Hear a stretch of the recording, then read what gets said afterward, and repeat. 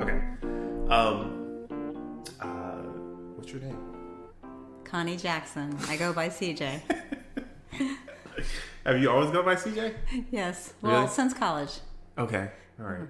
Is that a nickname you just, like somebody called you CJ? No, my then boyfriend named me that. And it stuck. Okay. All right. Okay. For a long time I didn't know. It was just CJ. Okay. What do you do for work? Different, not like. I'm a nurse. I'm a kidney transplant coordinator. Okay.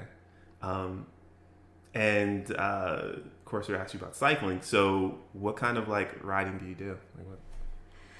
Well, primarily I've been a road cyclist. Took a break a couple of years ago to do a little mountain biking in the winter. Went back to road cycling, my first love. And now recently, You've been doing I'm in a new relationship, and he's a mountain biker, and I'm a road cyclist. So we compromise and we go gravel riding. Okay. So that's my new thing. That's a fair compromise. When did the road biking start? 'Cause that was first, right? I started riding in 2000. No, wait a minute. 2009. A friend of mine invited me to the Anthem Moonlight Ride, which was like a 18-mile ride or something like that. Yeah. And I did that ride, and I had to borrow a bike from her. And the weekend after that, I was out buying a bike. It was like an addiction. That I wouldn't think of that ride being the one that had you. I hurt all over. Every muscle in my body ached. Really? From climbing that hill by St. Mary's. Oh wow. Hospital. Yeah. Okay. I've actually never done My that. back was hurting, and I was miserable the whole ride, and I wanted more of it. Normally it's like a super cool ride, but okay. All right. Did you dress up or anything? Did you wear a costume or anything like that? No. No, okay. I even had borrowed padded shorts on. Really? Yeah. Wow. Okay. It's still short. Okay. Wow. That's okay. That's the one that got you into it. Okay. I've not done that yet. Okay. So you bought a road bike. Do you still have that road bike? No. Great story though. I bought that bike. It was a Fuji entry level road bike because I thought, I think I like this, but I don't know how long I'm going to stick with it. So I bought the bike for like $550. Rode it for 3 years. Got really strong because that bike was not that easy to ride or fun to ride, and sold it for $500. So I rode it for 3 years for $50. Okay, nice. It normally does not turn out that way with bike. No, not normally. What was the next bike? And then I bought the Cannondale. Okay. And that one CAD 10. You still have that one, right? Yeah, the silver one. Okay. Do you clip in? You clip in now, right? I do, yeah. Okay. When did that first happen? Oh, I rode for a few years before I started clipping in. I started clipping in the year I went to, it was 2011. Because I decided to do that the first time I went to the 5-borough ride in New York City. Really? With 3,000 people. Okay. Yeah, I fell over 3 times during that ride. That is not a great ride to be. It's way too many riders out there. Yeah. I'd like to do that ride. I thought I would end up doing that ride again.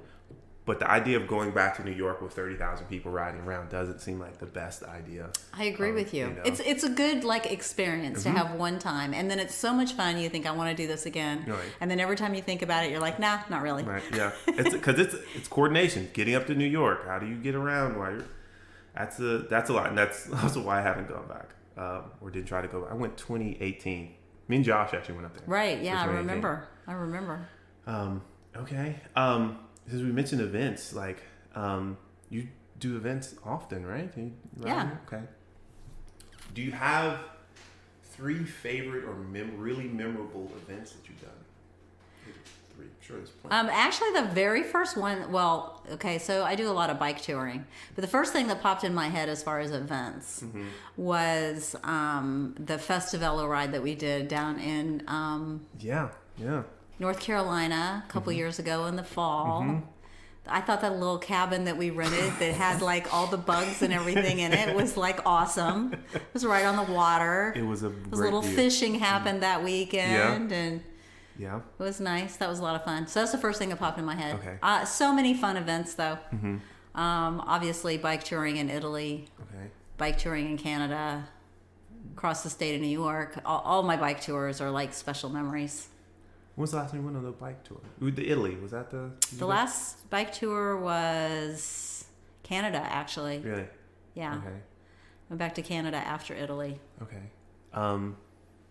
You've done some bike touring. Did you do bike touring with Debbie? Yeah. Okay. Where'd you all ride? Well, she's done all these rides with me. Oh, really? Okay. Nice. Twice in Canada, once in Michigan, and the Italy ride. So did you drive up to Canada? Like we drove to we drove to Canada. Oh, just rode there. Okay. Yeah, we drove to Canada, and then the first one we did was an organized bike tour, and we did something called the Route Vert, which goes from Quebec to Montreal City over a series of days. Okay. It was brutal. Lots of climbing. The second Canada trip was on the we ended on the Long Sault Parkway, which is we started in Gananoque, which is a little town in, I can't remember exactly where it is. Anyway, it's on the southeast part of Canada. Okay. And rode north. And then Italy, we flew from Richmond we flew from DC actually to Rome, took the train to Florence and picked up the bikes, and then because we rented bikes, which was a huge mistake, and then we rode the bikes from Florence back to Rome. Why was it? I've heard that people take their saddles with them, right? If they rent a bike, they'll take a saddle. Like, why was it a bad experience? Right? We took our saddles and our pedals, but really? the bikes that they gave us weighed like 40 pounds. And we called them hoopties. I don't know why. That's what we called. That was the name they came. It was like, grab your hoopty, girl. Let's go. Oh, well, again, you survived it. Do you have any more bike touring planned out? Bike packing? Well, Ireland, which probably is not going to happen next month, but may happen in a year or so. Wasn't Ireland last year? We were supposed to go to Ireland last year, and COVID crushed the plans. Yeah. And then it was postponed to this year. We're supposed to go next month, June 24th, I think. Okay. But right now they have a 2-week quarantine, and nobody from the U.S. can go in, and Ireland is high risk for travelers, so it doesn't look like it's going to happen. Okay. Probably be postponed another year, but that's going to be a fabulous trip. Is that like through a touring company, or is it like, how'd you all arrange it? It is a touring company, but it's actually, if you look, there's a thing called like the 10 places you have to ride your bike before you die, and this is one of the routes. It's from the southernmost tip of Ireland to the northernmost tip of Ireland, all along the west coast. Okay. Wow. How many going? How many people going? 5. Okay. I hope you all get to go safely. Yeah. Safely is the key word there. So Moonlight Ride was the first one that got you addicted. When did it become, I'm going to do 50 miles on the weekend? Like, when did it get to that point? Like, was it a gradual, or did you just like one day go out and do it? No, it was gradual. So I did the Moonlight Ride. After that, I started doing, Rabba used to have a Wednesday night ride called the Dinner Ride. And you rode to a Mexican restaurant, and you put all your bicycles in the kitchen. Okay. And then you ate dinner there and rode back. And it was a 20-mile ride. It was 10 miles up to Ashland, 10 miles back. Yeah. So I started doing that, and it just like damn near killed me. I mean, I was old when I started. So, yeah. And I'd never really exercised in my life. So I started doing that ride, and I just thought, oh my gosh, this is incredible. It's just great. And I just got more and more addicted. Then I started doing the Saturday morning ride. Then somebody said something about doing this thing called the Surrey Century. And, it's really flat. You can do 100 miles. Well, my longest ride was like 30 miles. So we went out, and I think I did like 52 miles before I bailed. But that was when I hit 50 miles, was when I did the Surrey Century. So you went from doing 30 miles to attempting to do a century and bail. Okay. You were feeling strong. I wasn't really trying to do the century. I didn't think I was going to do it, but they were dragging me along.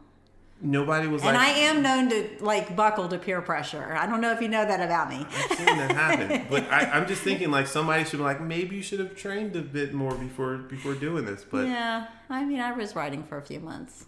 I did all the things wrong. I had my saddle way too low, and it was so my knees were hurting, and my thigh muscles felt weak, and like I wasn't sitting on the bike right, and people were trying to give me advice, and you know, it was like one person would say do one thing, and somebody else would give me some completely opposite information. Yeah, that's why you don't ever put on a cycling forum, what should I do about this? Because it's like you'll get 500 different answers. Yeah, everybody chimes in. Have you gotten a bike fit? I have since, yes. Okay. When I got my last bike. Okay. All right. Do you feel like the bike fit helped? Yeah. Oh, yeah. Absolutely. Really? Yeah. Okay. All right. I've not gotten a bike fit. I think about it, but I don't feel uncomfortable on the bike. Like I don't feel like anything hurts. I think I could bring my saddle up maybe a hair. Yeah. To get a better extension, but I've not gotten a bike fit yet. Maybe at some point in the future. Okay. To establish when you started road biking, when did you do your first century? I did my first century. You're gonna laugh. It was the backroad century up in Winchester, in the mountains. Yeah, that was like Winchester's hilly. Yes. Okay. What did someone peer pressure? Yeah, peer pressure, totally. And I wasn't thinking about it. Like I didn't really appreciate hills then. You were just like, yeah, I'm just gonna go do it. I'm just gonna go do it. Okay. And it was like the thing I liked about the century was the starting point was also the 50 mile point. So you could do the first 50 and then you could bail if you wanted before you do the last 50. But the last 50 had like twice as much climbing as the first 50. Yeah. So they kind of did that backwards. But yeah, I mean, I have pictures of me and I look like I'm just gonna drop dead any minute. But you survived. I survived to do it again and again and again. Really? Oh man. Okay. You don't like climbing. Yeah, I'm not a climber. Okay. What event you signed up for this year? You did cap to cap, right? I did cap to cap. Okay. Mm-hmm. Have you signed up for anything else? On Saturday. I'm signed up for the MS ride. Okay. So how is that structured this year? So it's a 1-day ride from Williamsburg. From Williamsburg? Yeah. To Richmond? Or? From Williamsburg, just back to Williamsburg. Oh, okay. It's just a loop on the trail. Okay. Is the way they're doing it in the post-COVID. Well, we're pretending that we're post-COVID. Yeah. We're not really, but... so that's how they're doing it. So we wanted to make it longer, of course, because that's what we always do. Yeah. So we're riding from my house on Friday to Williamsburg. Okay. Staying in the hotel. Mm-hmm. Someone's carrying our stuff for us. Okay. And then we're doing the ride on Saturday. Okay. And then we're riding back to my house on Sunday. That's doable. Yeah, that's doable. Yeah, because that's 50-ish down. No, wait. It's like to Williamsburg is from your place? Is that 60? I think the route is like 72 or 3 miles, something like that. Wow. I think that's what it is. I'm not sure. Okay. I mean, that's a lot over 3 days. That's not gonna, because it's a 75, the 100, right? Second day. Yeah, I don't know how all that's gonna work. I don't know. There were already people talking about bailing on the third day and having their husbands come pick them up. Mm-hmm. I'm not mentioning names. They try. I love her to pieces. They try. She's like, he'll give you a ride too. Okay. All right. So you do riding. You're addicted to it. You enjoy it. You go do the social. Why do you keep riding? Like you've done the events. Like why do you what's the thing that makes you keep getting back on the bike? Is it solely peer pressure? Is that the thing that's getting you out of what's the? Okay, well, this is time to get serious then. Okay, sure. So, back before I started riding, all of my life have suffered with anxiety and depression. Okay. And so I was on medications, and I found that once I started riding regularly, that I find road cycling to be very meditative, particularly if you're not like in the group that's chatty talking. And I love that too. I'm not saying anything bad about that, but there are times when you drop back or you're just riding along and you kind of get in the rhythm, and it's very meditative and peaceful. And what I've really found about cycling is that it's impossible to be angry or sad when you're on your bike. And so, I mean, 6 months after I started riding, I was off my antidepressant meds. Nice. My anxiety was a lot less. I still struggle with that, but now I've actually, in the last year, started truly meditating, which has helped a lot with that. Nice. Plus, I mean, all the health benefits, even if it weren't for the mental health benefits, but it's like it enhances your emotional health, your spiritual health, your physical health, your well-being, all of that. It's like. So, and that kind of, you may have answered my next question. Is like, I'm very curious about people's, of course, experience with cycling, and particularly, we've met people who've been riding for 40 years. Like they've always been on the bike, and then some of us who started later, like we just started a couple of years ago. So if you remember the time pre-cycling, like before cycling, how do you feel now? Like you ride all the time, like how do you feel now, in your current fitness condition, as opposed to then? Kind of. Yeah. So. Well, I feel a lot happier, less stressed. I feel like I make better friendships through cycling than is possible in today's world. Just because we live in a society where people aren't very present. And so you go out to dinner with a group of friends and half of them are looking at their phone. And I mean, us cyclists do it too, but it's because we have to look at our Strava stats. We got to see how many PRs we just got on the ride. After the ride. But it's usually like talking about what you're looking at on your phone. It's not that you're talking to someone else, texting someone else or something like that. But the thing is, you can't ride a bike and not be present. And I think, it's like, that's another great thing about biking. Biking is like, it's truly living in the moment, like a dog does. You give them a bone, they ate it, and then they're like, I don't even know what happened to it. Where'd it go? And children. Dogs and children live in the moment. Everybody else is kind of like somewhere else. They're either thinking about the future or worried about the past or something. And but yeah, I like the presence of it and spending real time with people. And I feel a lot healthier and I have a lot more energy. Yeah. And I have had like measurable health benefits from cycling. Okay. The extra energy is nice. I can attest to that as well. From my pre-cycling years, I was not doing as much to like tax. I was trying to run marathons before, but it is nice to have the extra energy to be able to do stuff, to go, to do more activities during the day, as a result of it. So, but I'm curious about that. How did you feel different? Okay. Slight change. So you've gone on a ride, or you're going on a ride. Let's say it's a 50-mile ride, right? What do you bring with you on a 50-mile ride? 2 bottles of water, some Starburst jelly beans, and a gel. Those are my favorite snacks. Really? Yeah. Okay. Now, if you're going on a longer ride, you're going like 100, 120, right? Like, does that change? Is it just more of the same? I'd probably bring an extra gel. maybe a bar. Okay.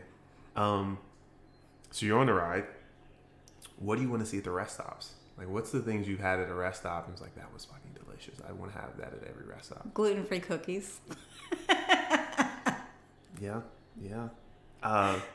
Has that had any, like, is it sensitive to gluten? Or full on, like, celiac? It's questionable celiac because I've never been tested because you have to actually be eating wheat in order to be tested. And let's not do that. I can't do that. So, They took me off of it when they suspected that's what it was, and Okay. then I just felt better, so I never went back for the testing because it really didn't matter. I already knew I couldn't eat wheat. Did you know that? Was that before cycling? Before? That was in 2011. It was not long after I started cycling. Okay.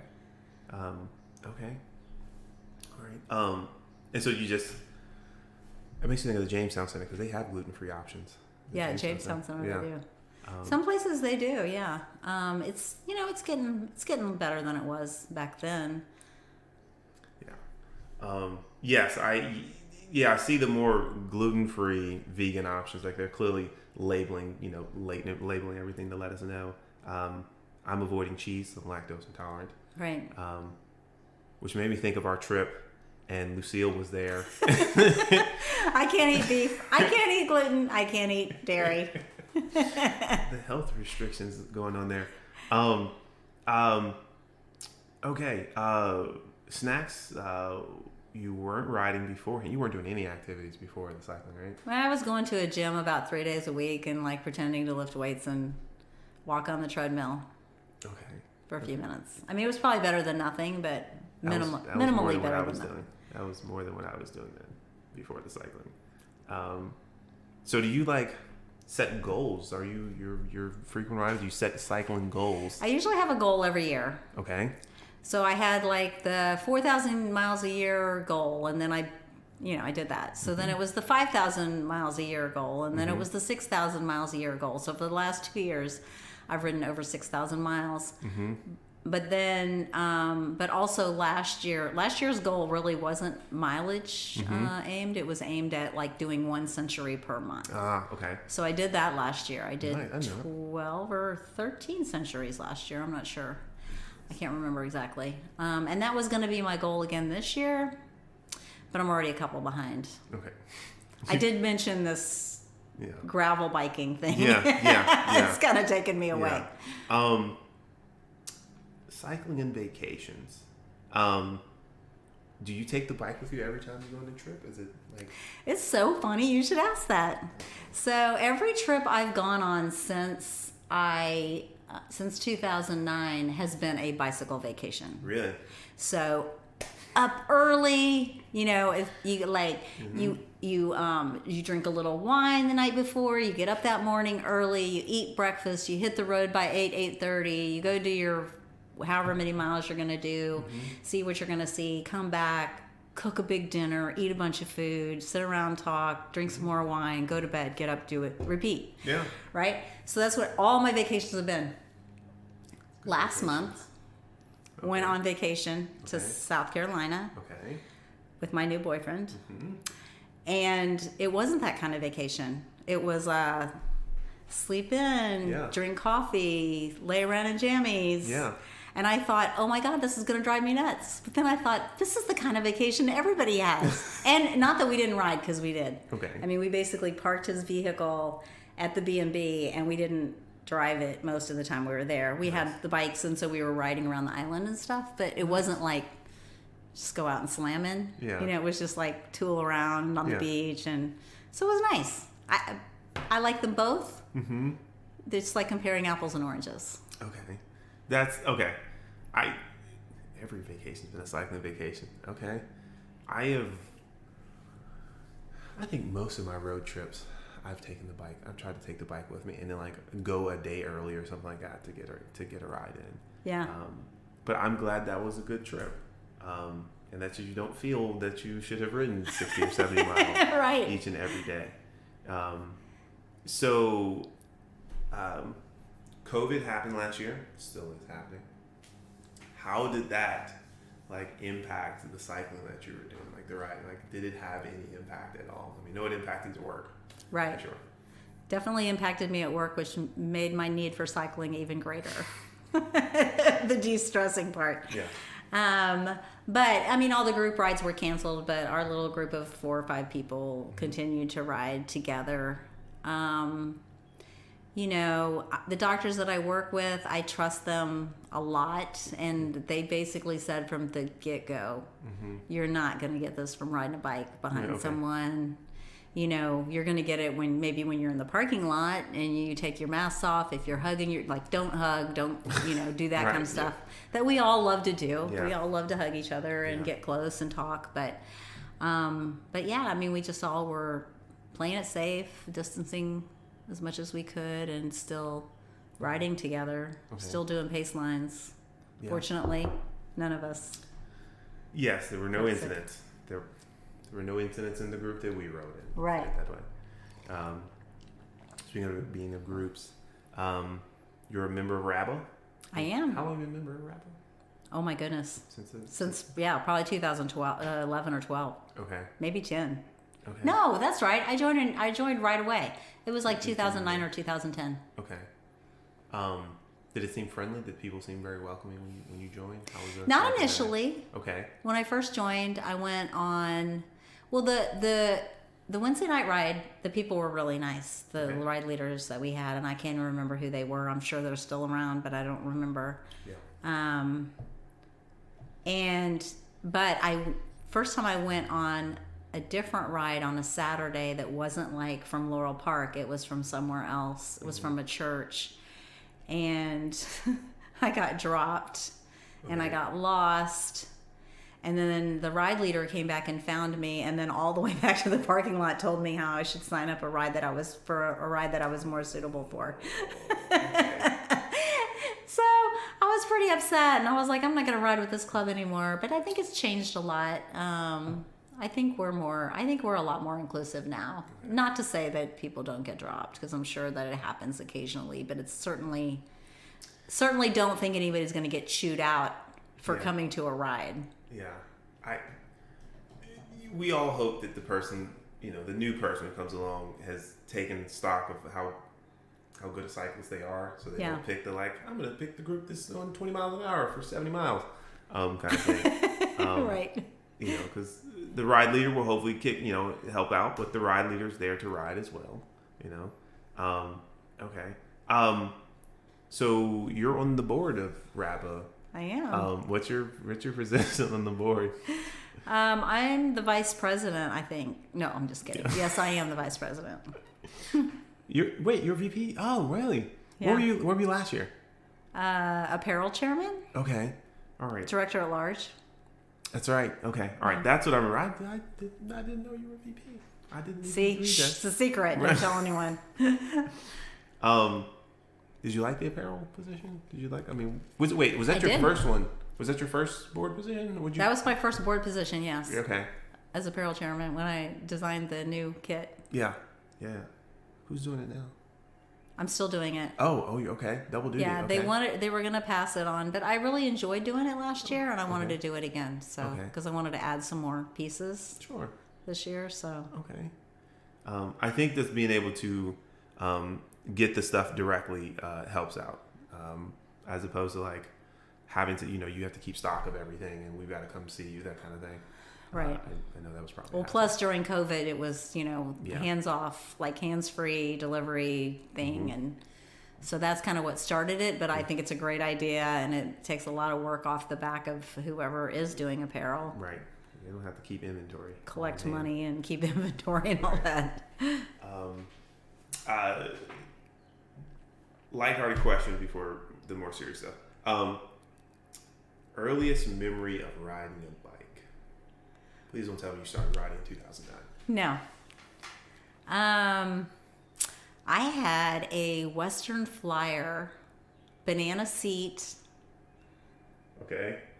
Bike, with the big droopy handlebars. Mm-hmm. Yeah. And it had Little Miss Buzz painted on the side. That should be my new nickname. Really? Little Miss Buzz. And that was my bike. It had training wheels on it, and then and the bike was way too big for me when it had the training wheels on it. But when I was a kid in 1960s, you didn't get multiple bikes when you grew up. You got one bike, and that lasted you your whole childhood. Yeah. And I never grew taller than 5'2", so it fit me. But I remember riding it. We had this big hill on our street. Yeah. And so I couldn't make it up the hill. Of course I couldn't. Yeah. But I pushed the bike up to the top of the hill and I would get on it and it was like petrifying to go flying down this hill. And then I got to where I would put my feet up on the handlebars and I tried to do it with no hands. Wait, going down the hill? Yeah, going down the hill. That's unsafe. I know, but it was fun. But I definitely dive bombed some hills when I was younger as well. Probably wouldn't do it now with no hands. But I think that people's first memory of riding a bike is always like the best because it's like it's that first taste of freedom. Mm-hmm. You're riding away from your parents to something better, whatever it is. It's going to be more fun. Yeah, those early rides were good. I didn't think about the riding now. It's like we're doing a ride to ride kind of thing. It's occasions to go to a place.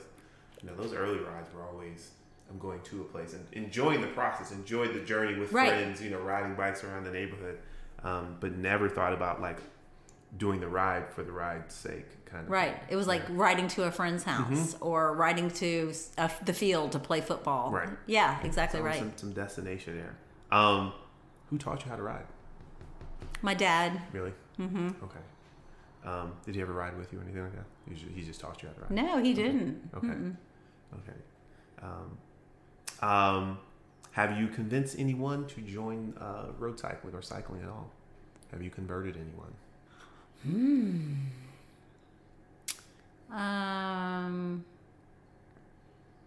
From nothing to Not cycling. that I can think of. Okay.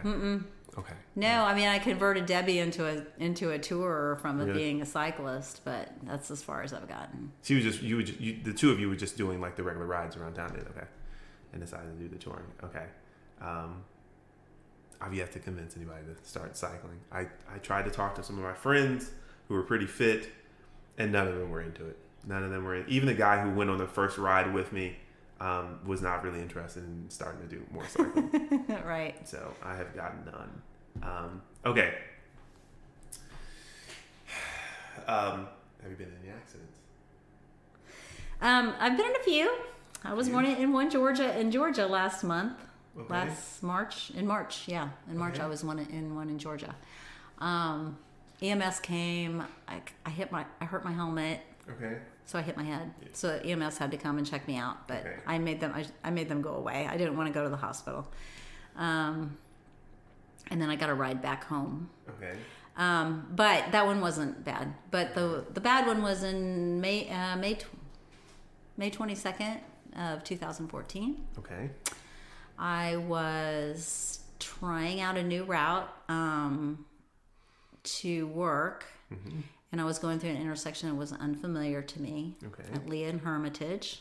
I was going down Hermitage, and I went to make a left on Lee, and I didn't know there were these old trolley tracks through the intersection. I saw them like a second too late, and my wheel like went right down in the track and just threw me down onto my left side. Okay. No sliding across pavement, no road rash, just bam. Solid hit. Okay. And I heard like a huge crack, and it was honestly like a tree falling. Okay. And I thought, I broke my leg. I mean, that was the first thought in my head. Person I was riding with, I'd only known for a few months. Yeah. His name is Scott. And he thought I was being a drama queen. And I'm going, I broke my leg. And then some lady at the intersection runs out and says, do you want me to call 911? And I'm laying in the middle of the intersection and cars can't go anywhere because I'm like literally in the middle. Yeah. And so all four directions are, everybody's completely stopped waiting for me. And so we're like, yeah. And so they took me to the hospital. I was in the hospital for 5 days. They had to put my leg back together. So you had broken the leg. So I crushed my left femur. So I had to have a titanium rod put in. Okay. That actually goes from my hip to my knee. Okay. And I have some screws in there. Okay. Which causes chronic pain. Okay. So I have chronic pain from that. But yeah, that was it. And then I just thought, it was devastating because it was May and it was like the beginning of this summer. And I was like, why did this happen at the beginning of the summer when, riding is just kicking up? And now I've lost my whole summer. Like, I boo-hooed for the 5 days I was in the hospital. Doctor came in, and the first thing I said was, what do you think I said? Can I ride again? When can I ride again? He said, oh, it's going to be at least October before you get back on the bike. Wow, okay. Yeah. And is that about how long it took? You got on earlier than that. August 3rd. I started doing my own rehab. Okay. Because I started having like nightmares about the wreck, and then I started being afraid to ride. Like, at first I just wanted to get back on the bike, and then I started thinking maybe I don't want to ride. Yeah. And I got kind of scared thinking about it. So one day I just said, I need to ride today. Mm-hmm. And the person I was dating at the time said, that's not a good idea. Your doctor hasn't released you. And I said, well, here's the thing. You can go to work and I'm going to go ride my bike. Or you can help me. Yeah. The option was hopefully they went and helped. Hopefully. So I rode 8 miles. That's good. Yeah. That's a solid. But then I stopped. And then that Saturday I went out and rode the Ashland ride. And then when October came was the tour of Richmond.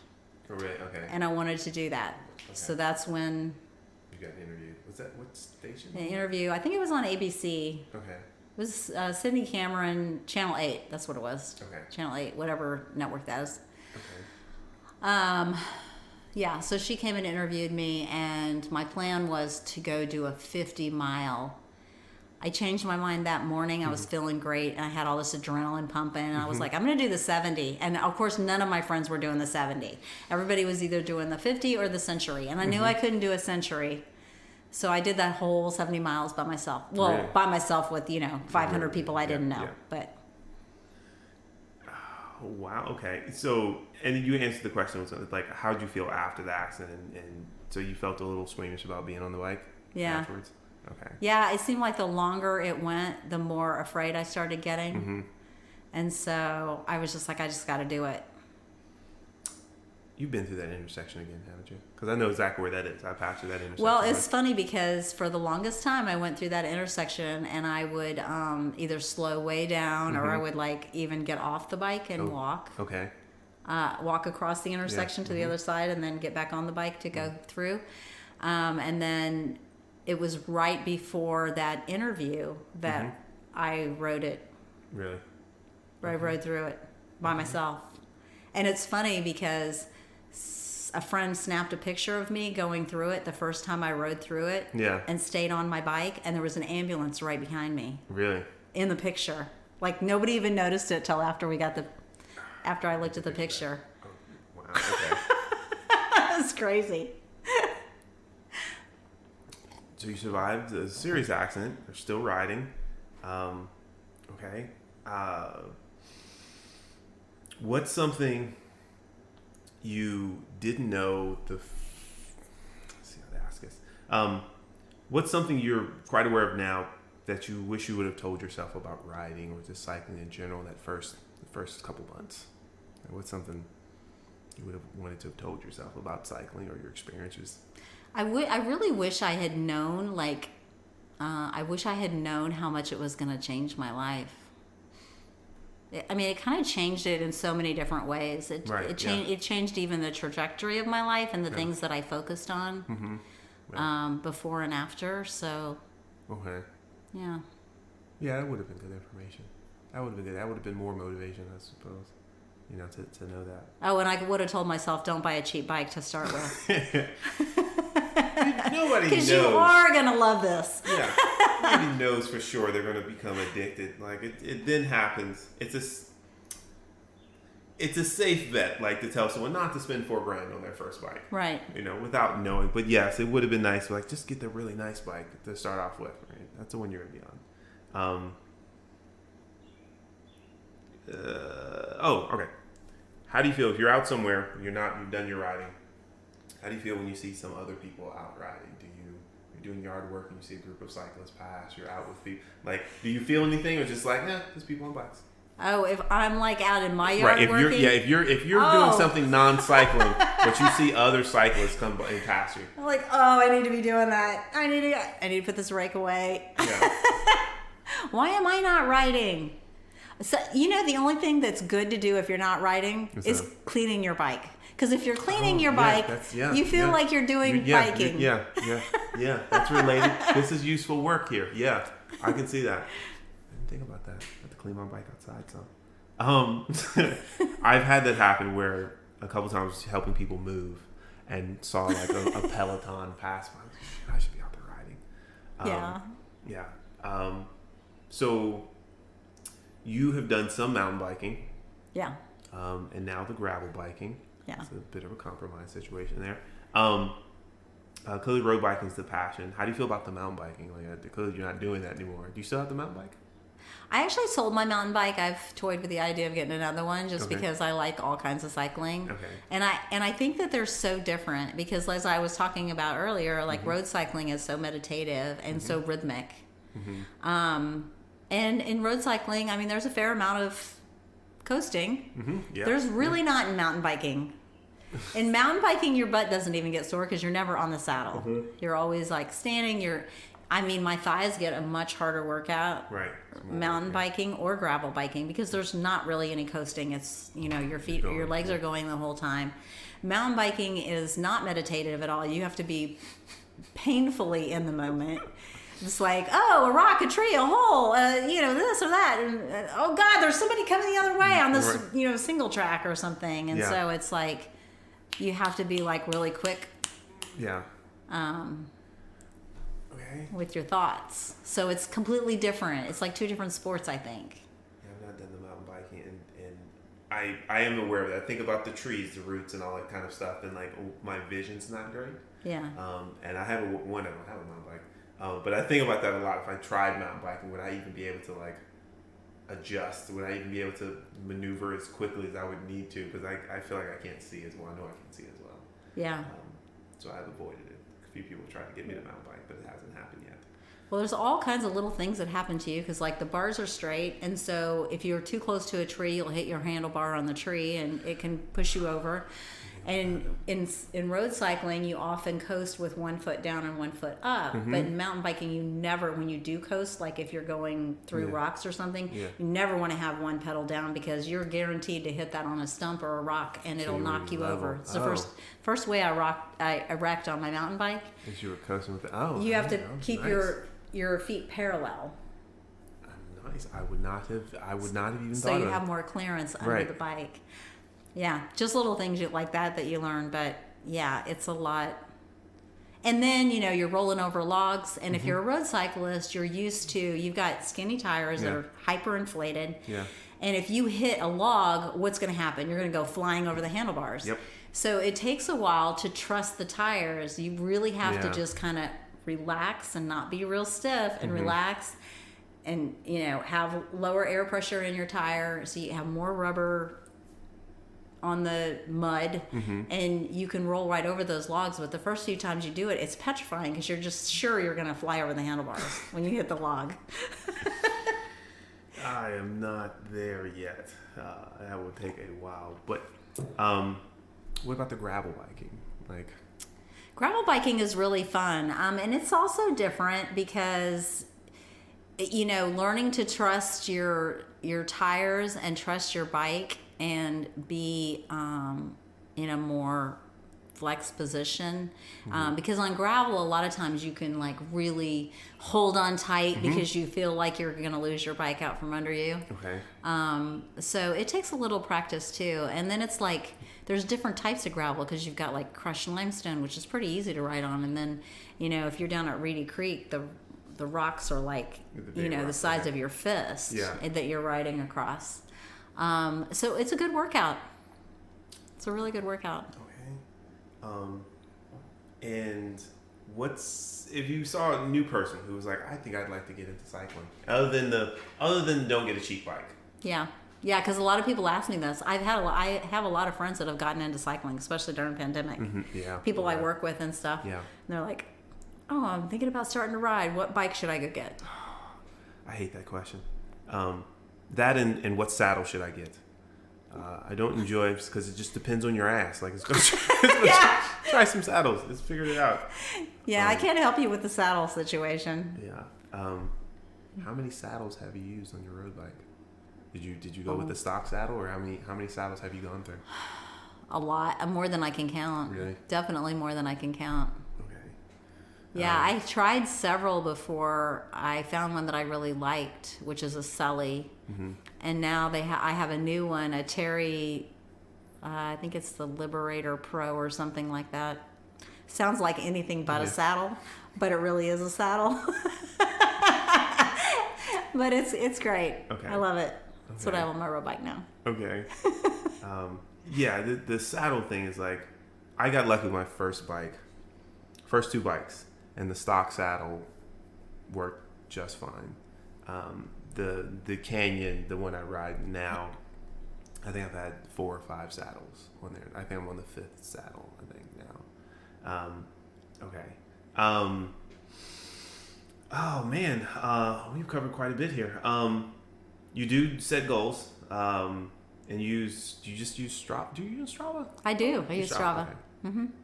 We're using like I used to use before I started using Strava. I used to use an old app called Cyclometer, and I loved it because it had like your lifetime miles on it, and it was way up there when they like got rid of that app. Yeah. I've seen Cyclometer. It's not keeping up with the pace. Strava does quite a bit now. Yeah. Okay. Covered quite a bit here. How you got into riding, your accident, snacks, why do you keep riding, the bikes you've had, what your name is. Yeah, cover that one. How do you feel about the community of cycling in Richmond? It's a broad question. Like, how do you feel about like... We have a huge cycling community, and I think it's all wonderful. I mean, even though, like, I know cyclists get a bad rap. They go out on the Capitol Trail and they try to like fly through families and stuff like that. And we're all like, oh, I wish we could just go as fast as we want, blah, blah, blah, blah, blah. But on the other hand, to me, it's like, it's heartwarming to see all these families out, Yeah. Especially when we live in such a information technology society where, many children don't ever go outside. They're inside on a tablet all day or watching movies or something like that. So to see like a young family out with their strollers and like their kids on little, balance bikes and stuff like that, it's like, aw. Yeah. It's heartwarming. It was really good. I mean, I wish the circumstances of why, but it was really good going out on the trail and seeing so many people out. The families out riding, using the trail for the multi-purpose. So I'm aware of that. I don't want to cause a bad rep for cyclists either. Right. Because it's more of the non-cyclists than it is us. Well, I think I might have covered most things there. I think that's covered just about everything there, CJ. Yeah, I think it did. So